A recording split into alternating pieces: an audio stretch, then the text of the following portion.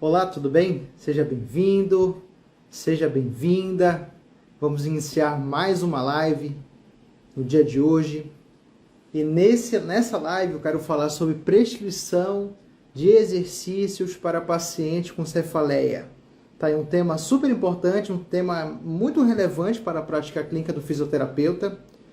E eu tenho certeza que essa aula vai te impactar. Eu tenho certeza que essa aula vai trazer grande conhecimento para você.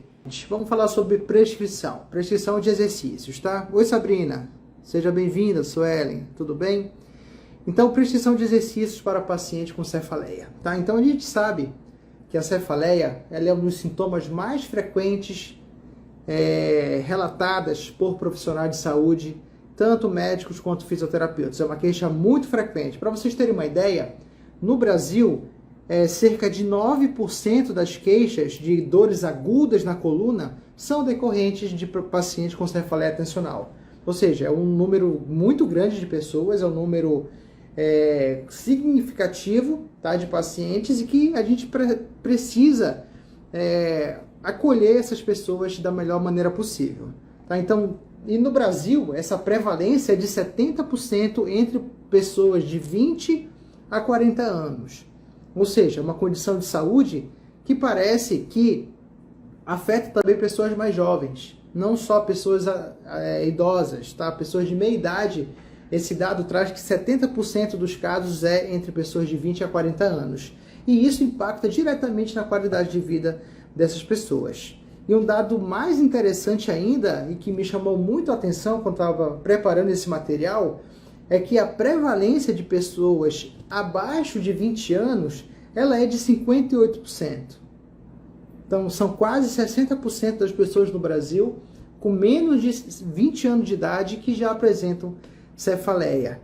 Ou seja, parece que é um quadro bem com pessoas de diferentes faixas etárias, tá? Diferentes condições também pode levar a cefaleia. E parece que é um mercado que não para de crescer. E uma forma errada que a gente tem, às vezes, de manejar paciente com cefaleia é só pensar que o medicamento que é a solução. E a gente sabe, com base em evidências científicas, que a fisioterapia ela é um grande aliado para melhora de paciente com cefaleia.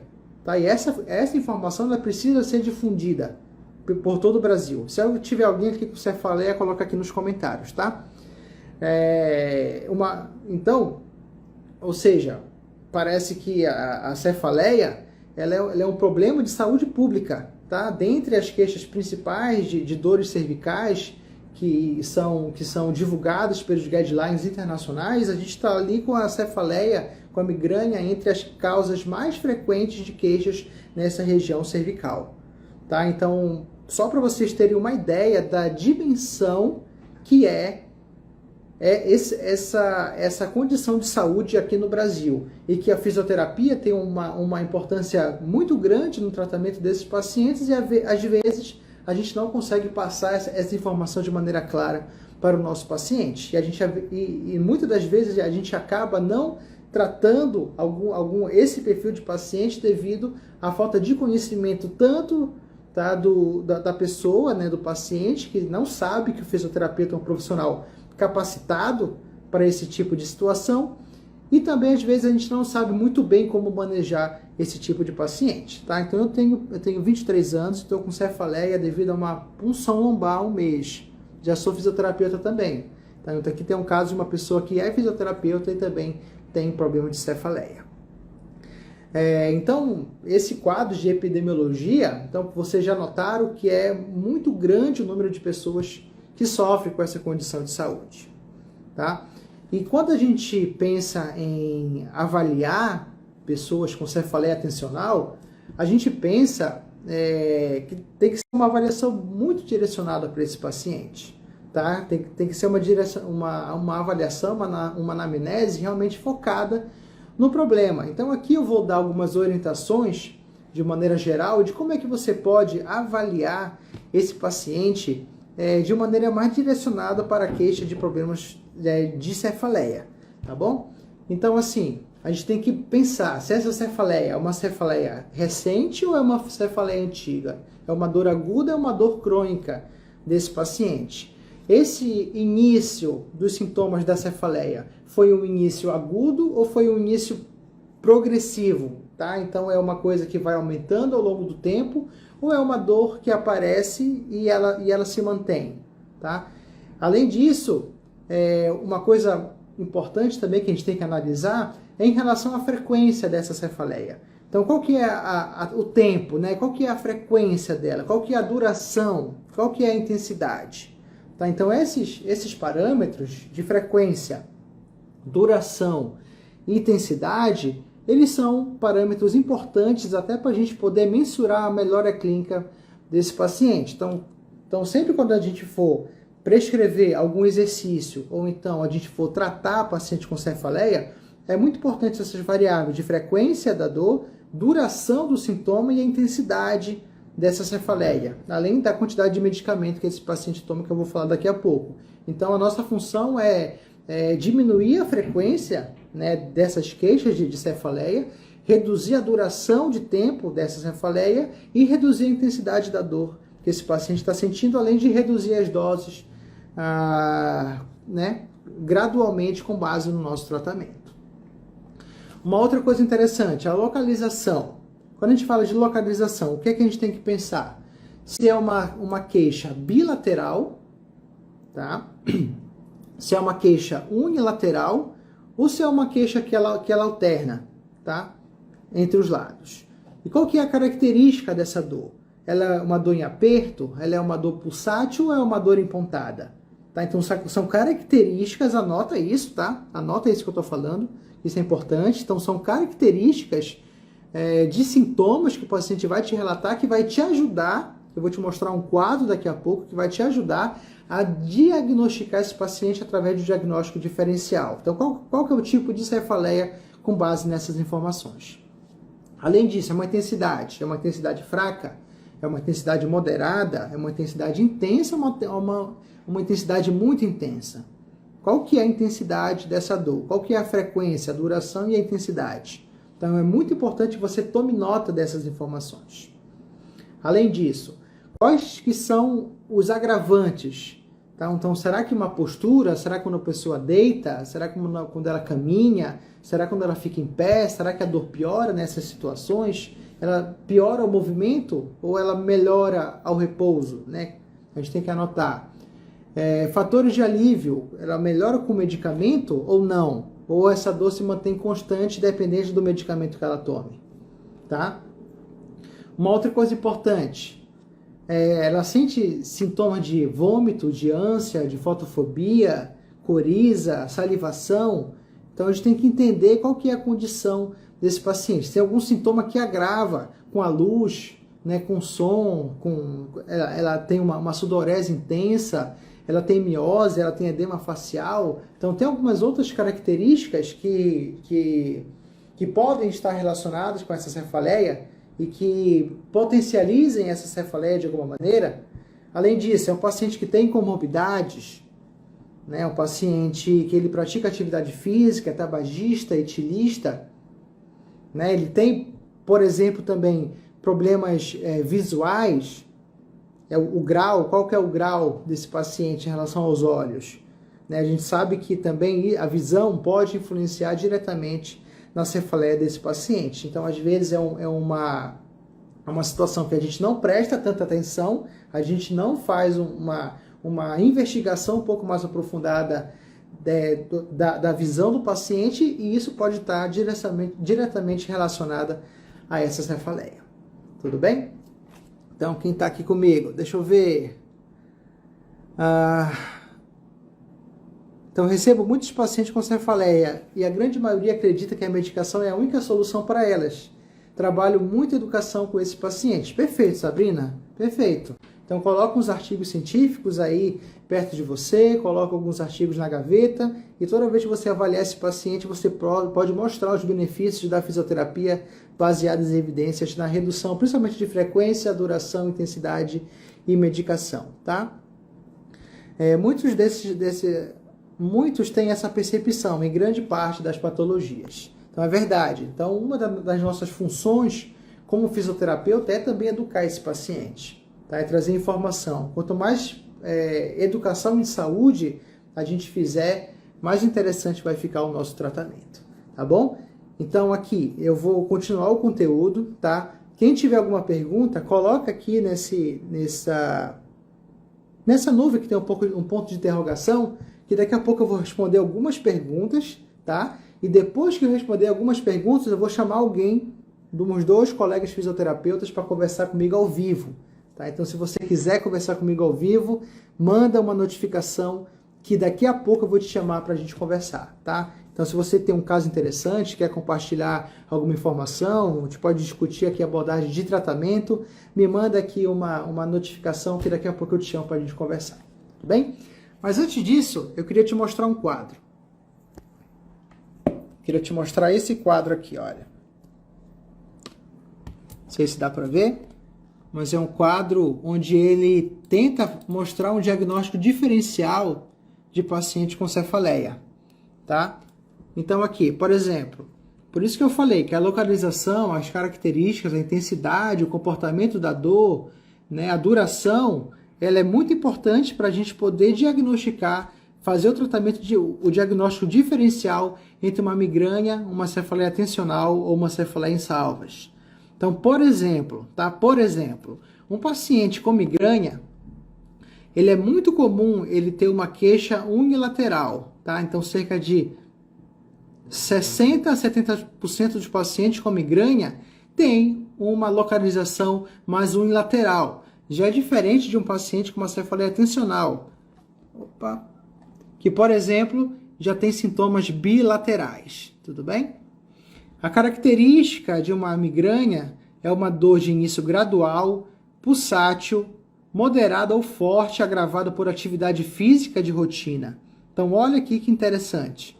Já a característica unidirecional é uma característica de pressão ou aperto. Tudo bem? Então, a intensidade de uma migrânia geralmente é muito forte, tá? A migrânia tem uma característica já de ser uma condição mais patológica, tudo bem? E já a tensional, ela pode variar entre leve e moderada. Tá? E para a gente finalizar esse diagnóstico diferencial, só para vocês terem uma ideia, então quem tiver lá no meu grupo exclusivo do método coluna baseada em evidências, eu vou enviar essa tabela, tá? Eu vou enviar o artigo científico para vocês olharem com mais calma, tudo bem? Então, em relação à duração, então observem que a migrânia ela pode durar entre 4 e 72 horas, já uma cefaleia tensional ela dura menos, é uma dor de 30 minutos a 7 dias, tudo bem? Então, aqui a gente consegue fazer a diferenciação em relação à migrânia e uma cefaleia do tipo tensional. Tudo bem? E só para a gente finalizar, sintomas associados. Quem tem migrânia tem náusea, tem vômito, tem fotofobia, presença ou não de áurea. E já que tem uma cefaleia tensional, tem sintomas relacionados com fotofobia, tá? E fonofobia. Tudo bem? Então, aqui são algumas características para o diagnóstico diferencial.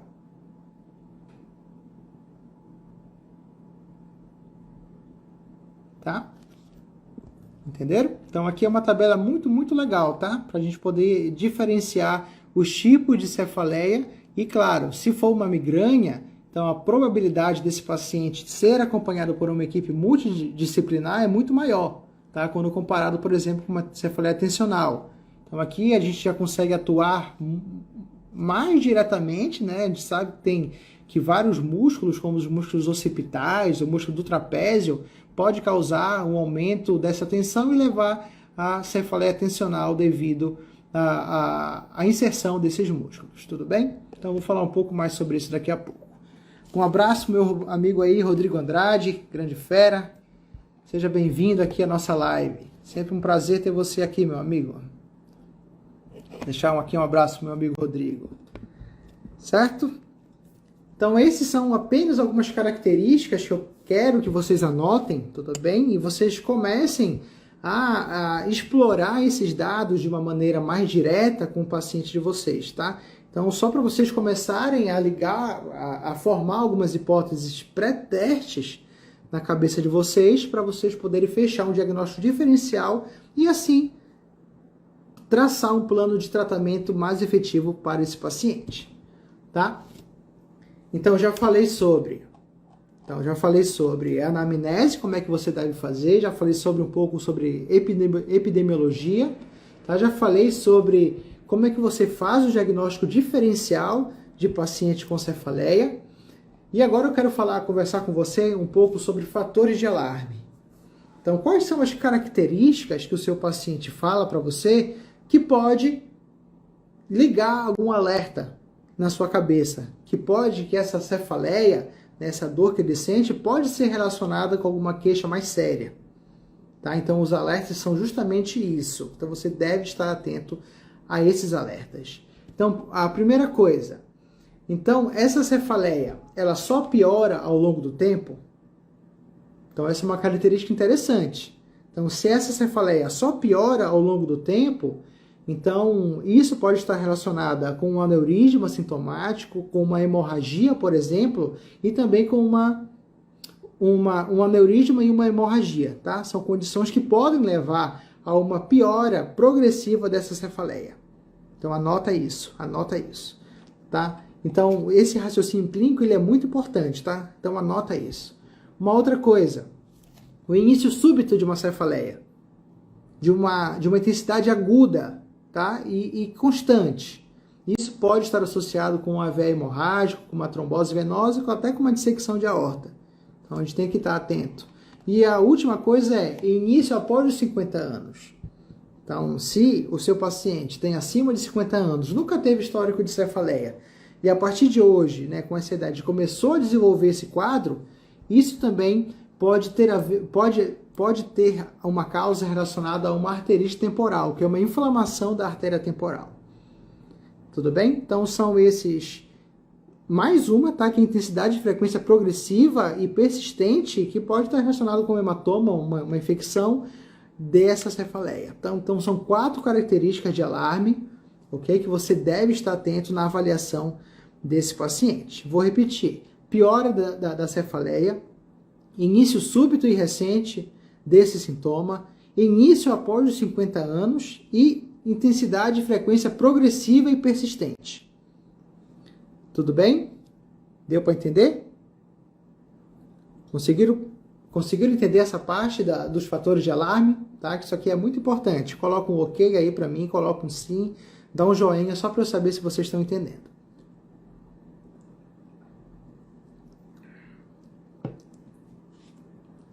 Então, se vocês identificarem esses fatores de alarme, tá? Tenta investigar um pouco mais, tá? Encaminha para o médico, tá? Faz alguma avaliação para um diagnóstico diferencial, tá? Solicita alguns exames, mas o melhor você encaminhar para o médico para ele fazer esse diagnóstico diferencial, tá? Se for só uma cefaleia simples, uma cefaleia tensional, for apenas uma coincidência esses achados, melhor para a gente, melhor para o prognóstico desse paciente, tá? Mas é importante que a gente esteja atento a essas situações, ok? Então, obrigado, Bleno, obrigado, Carol, obrigado, Luana, né, colega do ICOR, tudo bem, Luana? Muito obrigado pelo feedback, obrigado, Sabrina, também. Tá, então, falando tudo isso, uma coisa importante que eu já falei lá no início da live, que qual é a única maneira que as pessoas enxergam para tratar a cefaleia tensional? A população de maneira geral. Medicamento.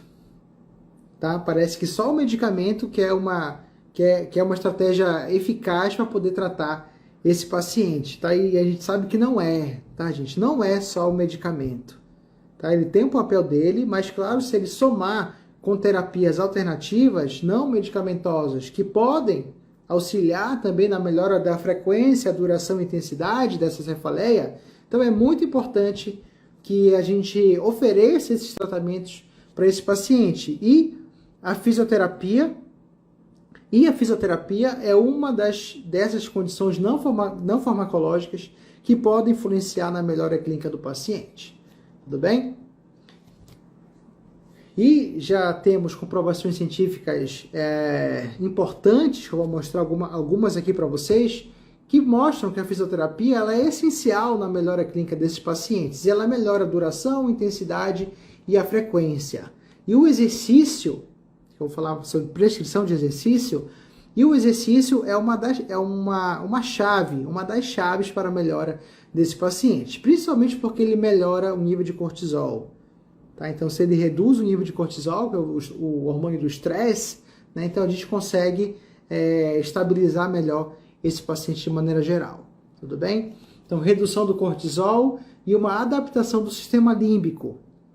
Então, isso o exercício pode proporcionar para o paciente com cefaleia. Então, se ele melhora o nível de cortisol, então melhora o estresse, ele causa uma adaptação neural no sistema límbico, então a gente sabe que esse sistema límbico ele é um sistema importante na melhora do estresse, sintomas depressivos, sintomas de ansiedade. Então, é ali, tá, nessa parte do cérebro que são processadas algumas informações e que podem estar relacionados com queixas emocionais, como estresse, ansiedade e depressão. Tá? E o exercício tem a capacidade de regular essa área do cérebro. Olha só que impressionante. Incrível mesmo. E uma terapia, né, barata, simples, que a gente consegue, todo mundo consegue fazer, tem tantos benefícios até no sistema límbico desses pacientes. Certo? Mas antes de eu falar sobre prescrição de exercícios, eu montando aqui esse roteiro nessa aula, eu pensei como é que eu vou falar de prescrição de exercícios sem antes eu falar um pouco sobre um protocolo de avaliação cinético-funcional. Né? É inviável. Então eu preparei algumas coisas aqui que você pode estar avaliando, além daquela anamnese inicial, no seu paciente, tá? Com cefaleia. Então, dentre essa avaliação cinético-funcional, eu queria destacar algumas coisas, como a avaliação da intensidade da dor. Então, a gente pode avaliar a intensidade da dor através da escala EVA, tá? Que é uma escala amplamente utilizada, de 0 a 10, onde 0 é uma dor fraca, sem dor, e 10 é a pior dor que o paciente pode estar sentindo. Então, qual que é a dor desse paciente de 0 a 10? Nesse momento. Qual que é a intensidade da dor do paciente daqui a 7 dias atrás? Então, é importante a gente avaliar isso, tá? Uma outra característica cinético-funcional que você deve avaliar no seu paciente é a amplitude de movimento, tanto ativa quanto passiva. Tá? E você pode utilizar o Cervical Range of Motion, que é aquele aparelho que a gente coloca na cabeça, tá? Que tem uma espécie de inclinômetro mais central, e conforme o paciente ele vai movimentando a cabeça, aí o inclinômetro vai te mostrando quantos graus de rotação, por exemplo, ele tem. Mas se você não tiver o Cervical Range of Motion, você pode utilizar o simples e velho e eficaz goniômetro, tá? Não tem problema nenhum. Você pode utilizar o goniômetro, tá? Mas se você puder ter esse instrumento de avaliação, ele é muito mais prático, só você colocar no paciente, você pode fazer a avaliação da amplitude de movimento. Tá, uma outra avaliação cinético-funcional que eu gosto de fazer em relação ao movimento dos braços. Tá? Então, quanto que ele consegue de amplitude do ombro, por exemplo, de flexão, principalmente acima da cabeça, de abdução, principalmente acima da cabeça. Será que esses movimentos, eles causam algum tipo de start para a piora da cefaleia do paciente? Então, é importante a gente avaliar. A avaliação da temporomandibular. A gente sabe que disfunções temporomandibulares devido ao estresse que causa nessa articulação pode ser um dos fatores que podem estar relacionados à cefaleia. Tá? Então tem alteração de mastigação, tem alteração de encaixe dentário, tá? Às vezes perda do dente pode levar o paciente à cefaleia tensional. Tá? Então é importante a gente estar avaliando também a articulação temporomandibular, tá? Dentição, tá? Então tudo isso é importante a gente estar avaliando, porque pode estar relacionado. O limiar de dor por pressão, tá? Uma outra avaliação cinético-funcional que você pode fazer.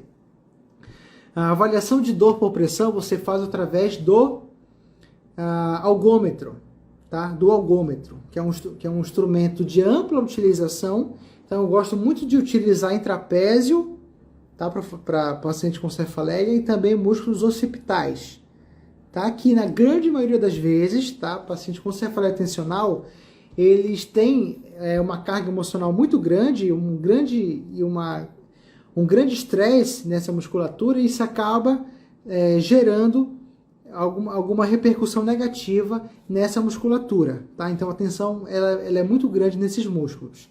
E também, como eu falei, o limiar de dor por pressão. Então você faz a avaliação do limiar de dor, esse paciente pode estar com uma queixa central, com uma sensibilização central, devido a essa característica crônica da dor, e que se ele reduzir o limiar de dor, qualquer estímulo pode ser um start, ser um gatilho para esse potencial de ação e gerar essa dor interpretada para o paciente, tá? Então, por isso que é importante você avaliar o limiar de dor por pressão, tudo bem? Então, já falei aqui sobre os gatilhos, dos pontos de gatilhos, pontos de pressão, principalmente músculos occipitais, músculos orbiculares dos olhos, tá? Aqui nessa região, muito comum, presença de cefaleia devido à tensão dessa musculatura, trapézio e músculos occipitais, ok? Presença de pontos de gatilhos, muito importante. E também coloquei aqui a avaliação neurológica, tá? Você pode fazer a avaliação do nervo ulnar, radial e mediano com forma de diagnóstico diferencial. Na grande maioria das vezes, tá? Anota isso que eu vou falar agora. Na grande maioria das vezes, paciente com cefaleia tensional, migrânia, não tem muito um quadro de neuropatia associado, tá? Então, geralmente, os testes neurológicos, eles são negativos. Então, se esse teste neurológico ele for positivo, então pode ter alguma outra coisa que pode estar influenciando nesse paciente, certo? O Thiago está perguntando, o SF36 seria uma opção para avaliar o impacto dessa cefaleia na qualidade de vida? Sim. Tá, Thiago? Sim. Eu ia falar justamente sobre isso agora, sobre questionários funcionais que você pode utilizar, além dessas avaliações que eu falei aqui, tá? Tem um questionário que ele chama Migraine Disability Assessment, tá? Migraine Sensitive Assessment, que ele é um questionário específico para avaliar níveis de incapacidade funcional em paciente com cefaleia. Tudo bem? Então, Migraine Disability Assessment. E um outro questionário que eu queria deixar para vocês é o NEC Disability Index, tá? Que é um questionário também de incapacidade funcional, porém mais relacionados a neck, tá? Ao pescoço, tá? A região cervical. Mas ele é um questionário que também pode ser utilizado para cefaleia. Tessa, preciso do meu copo com água aqui. Eu falei para vocês pegarem copo com água, pegarem caneta, tá? Focarem, colocarem um fone de ouvido, que é importante para manter a concentração e hidratar aqui as cordas vocais para a gente passar um conteúdo legal para vocês, tudo bem? Então, estão entendendo? Coloca um joinha, manda um coração aí, só para eu saber que vocês estão entendendo, que tá tudo bem. E para a gente continuar conversando aqui um pouco mais sobre cefaleia. Então, como eu já falei, agora eu vou entrar na parte de prescrição de exercícios. E eu queria que você já colocasse algumas perguntas e eu vou chamar uma pessoa para conversar comigo sobre cefaleia. Tá? Então, para compartilhar um caso, para discutir alguma coisa, esclarecer alguma dúvida. Então, só mandar uma notificação aqui para mim, tá? Manda uma notificação que você pode conversar ao vivo aqui comigo.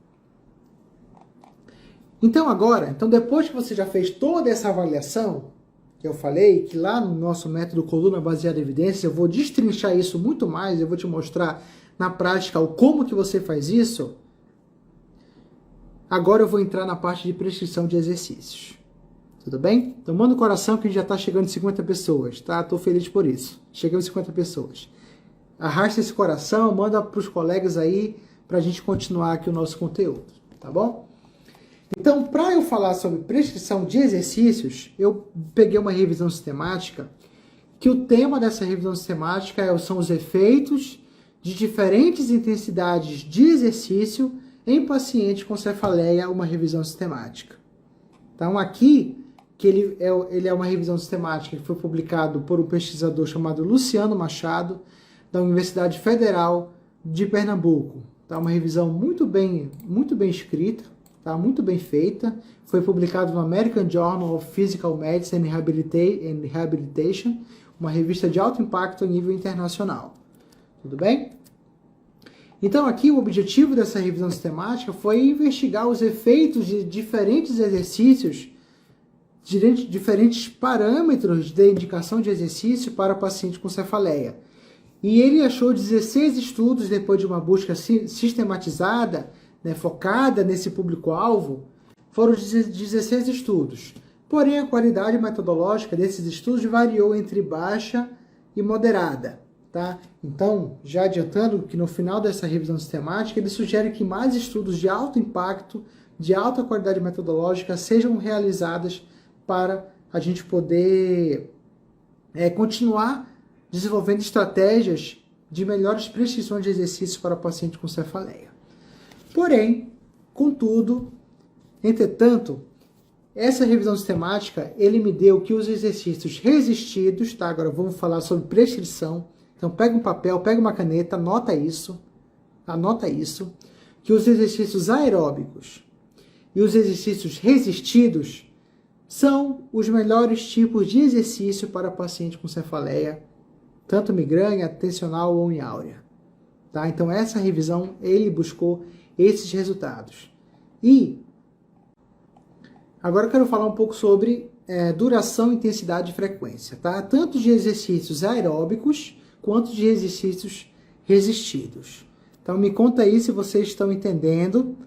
Então a Sabrina está falando, muito bom saber que estou no caminho de avaliação coesa. Isso aí, Sabrina. Muito bem. Então vocês utilizam exercícios de resistência e exercícios aeróbicos nos pacientes de cefaleia de vocês? Coloca aqui para mim para a gente ir conversando sobre isso, tá? Então falando um pouco sobre exercícios resistidos. Desses 16 artigos, 8 artigos eram relacionados à prescrição de exercícios para exercícios resistidos. E esses pacientes, desses grupos de exercícios resistidos, eles tinham migrânia e tinham cefaleia tensional. Ok? E ele identificou que se você aplica exercícios resistidos com uma intensidade de 70% de 1 RM, com uma frequência de 4 semanas e 12 séries, né, com uma frequência com uma intensidade de 70% de 1 RM, uma intensidade de exercício, uma repetição de 12 repetições para 70% de 1 RM, em 4 semanas, ele traz que esse protocolo de exercícios é muito eficiente na melhora da frequência, da duração e da intensidade da cefaleia. Tudo bem? Além disso, você pode utilizar 4 semanas, né, de duração, 2 semanas com 70% de 1 RM e as próximas 2 semanas com 80% de 1 RM, reduzindo essa carga, essa repetição de 12 repetições, tá, para 70% de um RM, para 8 repetições com 80% de 1 RM. Ou seja, você aumenta a carga e reduz a sua repetição. Então parece que você passa de um exercício de resistência muscular para um exercício de força. Por que eu estou falando isso? Porque eu reduzi a minha frequência, né, de repetições e aumentei a intensidade desse treino resistido, tá? Então a Thaís está falando, aeróbico sempre fazendo parte dos protocolos de atendimento. É verdade, Thaís, os exercícios aeróbicos são grandes responsáveis também pela melhora clínica desse paciente. E se a gente puder incluir os exercícios aeróbicos dentro do nosso arsenal de prescrição de exercícios, o paciente só tem a ganhar, tá? O paciente só tem a ganhar. Então, além disso, já falei um pouco sobre o protocolo de resistência. Então, 70%, 12 repetições e 80% de URM com 8 repetições em 4 semanas de treino. 4 semanas de treino, tá? Então, além disso, ele colocou aqui para a gente fazer exercícios para os ombros. Exercícios para os ombros. Então, fazer exercícios acima da cabeça, exercícios até o nível do ombro, inicialmente, depois acima da cabeça, que são estratégias interessantes, tá? Para a gente poder manejar esse paciente. Tá? Exercícios em todas as direções. Flexão, abdução, adução horizontal, tá? A gente pode fazer para todas as direções. Claro que a intensidade, né, a gente tem que regular de acordo com o paciente. Tá? Ele sugere iniciar com 30% de um RM e evoluindo até 80% de um RM para exercício para os braços. Certo? Tudo bem? E que esse tipo de exercícios resistidos, ele tem redução da frequência, ele tem redução da duração, da intensidade da dor cervical e da cefaleia e redução da dose de medicamento. Olha que legal. Olha que legal. Então a gente consegue ter resultados palpáveis e diretos para o paciente com cefaleia tensional utilizando exercícios resistidos. Isso é espetacular. Tá? Espetacular. Tudo bem? E além dos exercícios resistidos, a gente pode incluir os exercícios aeróbicos. Como é que eu vou prescrever exercícios aeróbicos para esse perfil de paciente? Então, nessa revisão sistemática, dos 16 estudos, 8 foram para exercícios resistidos e 8 estudos destinados a exercícios aeróbicos. Tá? Então, anota como é que você vai fazer a prescrição de exercícios para pacientes com cefaleia utilizando essa estratégia do aeróbico. Como é que ele recomenda? Então, você pode utilizar uma corrida na esteira, ou então exercícios domiciliares. Eu entendi aqui que são exercícios funcionais, a bicicleta, o step e também o jogging, que é um trote, tá? Um trote. Então, essas modalidades de exercício foram indicadas para paciente com cefaleia tensional. Qual dessas eu vou indicar, Maurício? Vou indicar corrida na esteira, vou indicar exercício domiciliar, vou indicar bicicleta, step, uma corrida leve. Qual que eu vou indicar? Isso depende da sua avaliação. Tá? Além de depender da sua avaliação, depende da preferência do paciente. Qual dessas modalidades você identificou que ele vai aderir melhor ao seu tratamento, às suas orientações? Então é aí que você tem que ir. Tá? Então não tem uma resposta certa. Então depende do seu paciente, depende da sua avaliação e qual desses exercícios que vão trazer mais aderência ao tratamento. Então, o tipo eu já falei, agora eu vou falar sobre intensidade. Qual que é a intensidade de exercício aeróbico que é recomendado? Primeiro, 70% da frequência cardíaca máxima. Essa é a intensidade. Tá? Então você pode controlar pela frequência cardíaca máxima, 70% da frequência cardíaca. Você pode controlar a intensidade pela escala de Borg, variando entre 5 e 8. Tá? Lembrando que a escala de Borg, você avalia de maneira subjetiva o nível de cansaço desse paciente em relação àquele exercício. Tudo bem? Então isso é importante. Você pode controlar com a escala de Borg de 5 a 8. Você pode controlar através do VO2 máximo, medindo entre 60% a 75% do VO2 máximo, também é um outro parâmetro de intensidade desse exercício, e 70% da capacidade aeróbica máxima.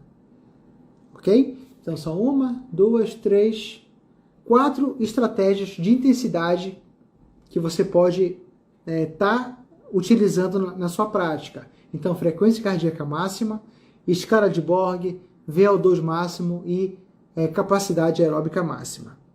Ok? Essas 4 modalidades de intensidade. Tá? A gente anota isso, tá? Senão vocês vão esquecer. Anota isso. Frequência cardíaca, escala de Borg, VO2 máximo e capacidade aeróbica máxima. Tá? Frequência de 2 a 3 vezes por semana, entre 6 e 12 semanas. Esse que é o recomendado. Frequência de 2 a 3 vezes na semana, de 6 a 12 semanas, utilizando esses exercícios aeróbicos aqui.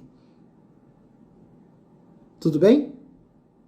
E você utilizando essa prescrição de exercício, você vai ter redução da frequência, da intensidade, da duração da cefaleia. Você vai ter redução das crises de enxaqueca, crises de migrânia, tá? Uma melhora dos níveis de cortisol, que é o hormônio do estresse.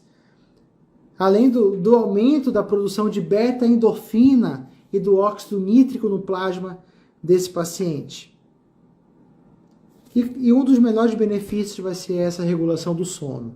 Então, se você não consegue regular o sono do seu paciente com cefaleia, esse pode ser um agravante, pode ser um agravante, tá?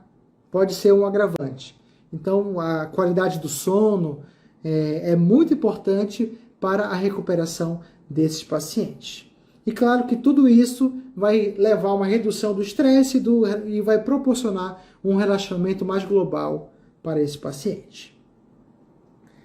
Tudo bem, gente? Então, exercícios resistidos e exercícios aeróbicos. Tá? Então, você pode associar, né, essa prescrição de exercícios com terapia manual, tá? Alongamentos, tá? de pescoço, de membros inferiores. Você pode associar com liberação de ponto gatilho. Você pode associar com liberação miofascial. Tá? Você pode associar com exercícios domiciliares. Tudo bem? Então, qual foi a duração do exercício aeróbico descrito no artigo? Deixa eu te mostrar. Então, a duração foi de 6 a 12 semanas, tá bom? 6 a 12 semanas durante com frequência de 2 a 3 vezes por semana. Então, você pode, com base na sua avaliação, utilizar todo esse arsenal terapêutico e incluir os exercícios aeróbicos e resistidos na sua prática clínica. Tá bom, gente? Entenderam isso? Entenderam? E essa revisão concluiu que os exercícios aeróbicos e de resistência trazem benefícios na redução da frequência e da severidade da cefaleia. Além disso, proporciona melhora da qualidade do sono, melhora do nível de cortisol, melhora do estresse e esses fatores que eu citei que também são benefícios da atividade física que vai beneficiar o seu paciente. Certo? Então, entenderam, gente? De 6 a 12 semanas, tá? 6 a 12 semanas. Então, deixa eu responder algumas perguntas aqui, tá? Daqui a pouco eu quero chamar alguém para conversar comigo. Então, bora responder perguntas agora. Bora responder perguntas. A Fisiofélix está perguntando: é muito comum um paciente com cefaleia originária de DTM? É comum, tá? Então, a DTM é a disfunção temporomandibular. Então, se o paciente tem disfunção temporomandibular, é comum, tá? Isso repercutir para a cefaleia, principalmente por alteração de mastigação, presença de ponto gatilho, principalmente em musculatura mastigatória, a presença de falta, às vezes, de dentição pode levar a uma DTM, tá? Então, é importante a gente investigar se o paciente tem essa disfunção temporomandibular, que isso pode estar impactando na cefaleia tensional, tá bom? Excelente pergunta. Deixa eu ver uma outra pergunta aqui. Então, quem quiser conversar comigo, gente, já manda uma notificação, tá? Manda uma notificação para a gente conversar. Então, a Sabrina está perguntando também em relação à DTM, cefaleia tensional, então eu já respondi. A resposta é sim, tá? Pode estar associado.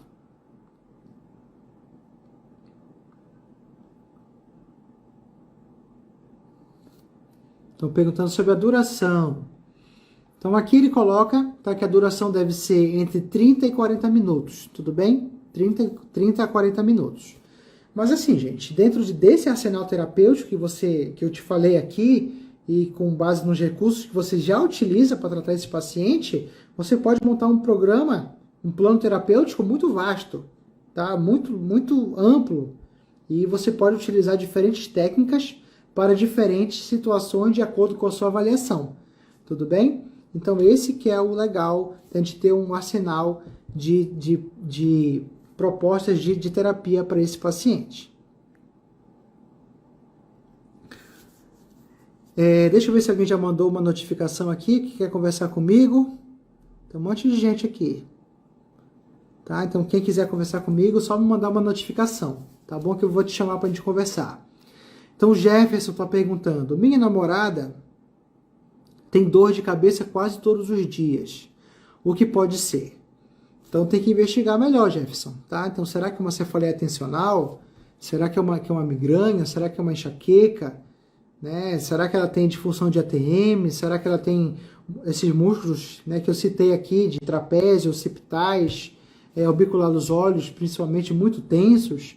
Será que ela tem uma vida muito estressada? A sua qualidade de vida é ruim? Será que ela tem uma dificuldade no sono?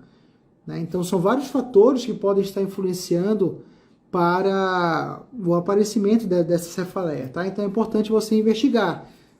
Agora, ter uma dor de cabeça quase todos os dias, isso não é muito comum.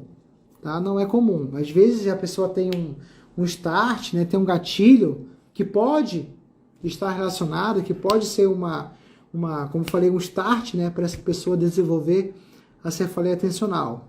Tá? Então é importante você investigar. Então, obrigado pela pergunta. Deixa eu ver aqui outra pergunta.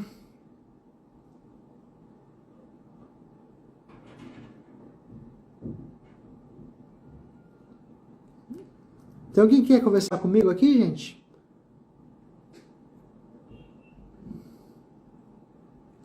Tá, então deixa eu responder aqui. Como diferenciar a cefaleia tensional de uma cefaleia originária de outros fatores? Tá? Então eu mostrei essa tabela aqui. Deixa eu mostrar de novo a tabela. Então aqui você vai diferenciar com base nos sinais e sintomas do paciente. Eu mostrei essa tabela aqui no início da aula. Tudo bem? Então, se é uma migrânia, então geralmente é uma dor unilateral. Então, de 60% a 70% vai estar relacionado com uma dor unilateral. Então, uma dor pulsátil, uma dor moderada. Logo após a atividade física, ela agrava. Tudo bem? Já a cefaleia tensional é mais comum uma característica bilateral. Tá? De características de pressão ou aperto. Tá? Geralmente tem uma intensidade mais leve. E que a duração dela também é menor. Então, observe aqui na migrânia que a duração é muito maior. Porém, na cefaleia tensional, a duração é menor. Ele pode durar de 30 minutos a 7 dias. Tudo bem? Então, com base nisso daqui, já na migrânia tem vômito, né, fotofobia, náusea. Na cefaleia tensional não tem. Tudo bem? Então aqui, algumas características que você pode estar investigando na sua avaliação que pode ter alguma relação com a cefaleia tensional ou a migrânia. Tá bom?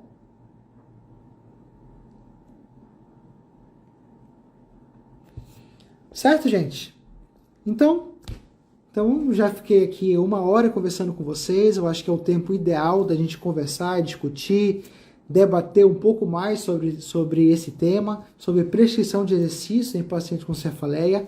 Então eu espero que esse conhecimento, essa aula de hoje, essa live, ela tenha ampliado um pouco mais a sua forma de pensar esses pacientes, a sua forma de avaliar esses pacientes, incluindo uma anamnese mais direcionada, passando por uma avaliação cinético-funcional também mais voltada para o seu paciente e uma prescrição de exercício um pouco mais direcionada, principalmente com a indicação de exercícios aeróbicos e exercícios de resistência muscular com base nessa intensidade, frequência e duração que eu passei aqui para vocês, tá? Então, tudo isso já tem evidência científica robusta e forte que fala que você consegue reduzir níveis de intensidade, duração e frequência de uma cefaleia, de paciente com cefaleia, tá bom? Então, obrigado Sabrina, tá elogiando aqui a live, obrigado a Físio Félix pela presença, tá? Obrigado o Diego, tá? Então, obrigado por estar presente E a live vou deixar salva, tá? Vai ficar aqui no feed, tá? Então, se você está assistindo essa aula depois, coloca um comentário para mim qual que foi o seu maior aprendizado que você teve com essa aula. E não esquecendo que nós vamos abrir as pré-inscrições do método Coluna Baseada em Evidências, tá? Então, lá no link da bio, só você lá na bio vai ter um link que você vai ser direcionado para o grupo silencioso e fechado do WhatsApp, onde só eu e a minha equipe que vamos te mandar algumas informações adicionais sobre o curso e o conteúdo exclusivo, tá? Eu vou mandar nesse grupo também relacionado à coluna vertebral, tá bom? Então, se você tem interesse em participar do meu método Coluna Baseada em Evidência, entre lá que eu vou te dar muitas informações sobre como é que vai ser o curso, duração, valores, então tudo que você precisa saber para você poder participar dessa primeira turma do método Coluna Baseada em Evidências 100% online, tá? Então vamos ter aulas gravadas, aulas ao vivo, vamos ter aulas práticas, aulas teóricas, vai ser uma imersão em coluna vertebral, certo? Então, muito obrigado pela sua presença de hoje. Obrigado, Luana. Obrigado, Carol. Obrigado, Sabrina. Obrigado, Coluna Saudável, por você ter participado dessa aula de hoje. Então, vou ficando por aqui. Até a próxima aula. Uma excelente noite e até a próxima, tá bom? Um abraço.